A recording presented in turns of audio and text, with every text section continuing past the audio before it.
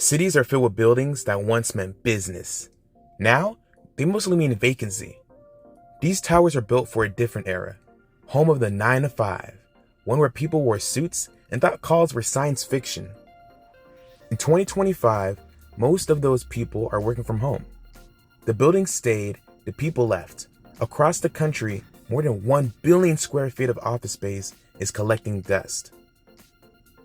In some cities, more than 30% of offices are vacant.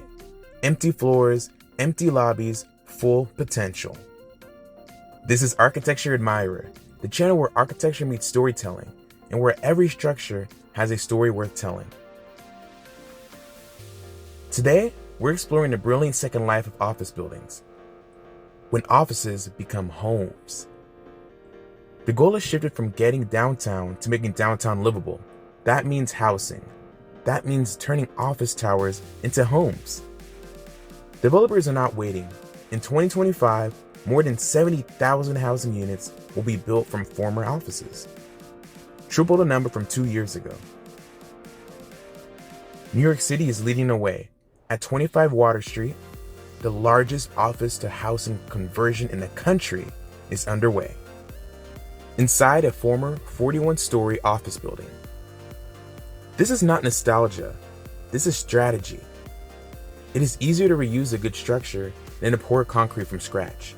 San Francisco estimates that more than 60,000 homes could come from existing offices under new zoning rules. And Boston made its pilot program for affordable conversions permanent. Lower the risk, raise the results. At the design level, the challenge is real. Offices were never meant to be homes. Floor plates are wide, and light is limited. Plumbing is not where you want it. Architects are adapting with digital models, new light wells, and compact utility cores. Prefab kitchens and bathrooms snap in. The floor becomes a puzzle with a repeatable solution. When this works, it does more than provide housing. It brings life back to streets, puts people near transit, and gives downtown a new purpose. It moves faster than traditional construction. Look at empty towers and see potential. And used does not mean decline. It can mean opportunity. Conversions add services too. Clinics, childcare, co-working, and community rooms return to the core.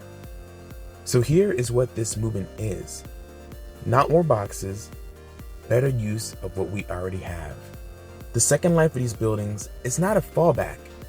It is urban optimism. Cities can adapt and evolve. They can prioritize people and planet over arbitrary size.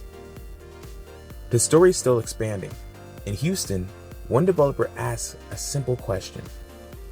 What if people rented beds, not apartments? The answer is co-living floors for around $700 a month. Costs and feasibility align. Many proposals become viable once incentives are added. That is not a gamble. It is a calculated bet. At the national scale, the totals speak for themselves. In 2025, adapted reuse surpassed new office construction for the first time. More space is being converted and demolished than built from scratch. This movement reshapes the community. It brings the old model of separate zones for work, home, and leisure. It integrates daily life, making walking standard again, and brightens downtowns. We celebrate more than housing. We celebrate a new way to reuse, to restore, and to reimagine. The second life of office buildings proves that optimism can become action. Smart cities do not need endless new construction. Architecture can adapt without erasing the past. A tall building does not need to be full of offices to feel full of purpose. It needs to be full of life. Stay inspired, stay curious, and as always, keep looking up.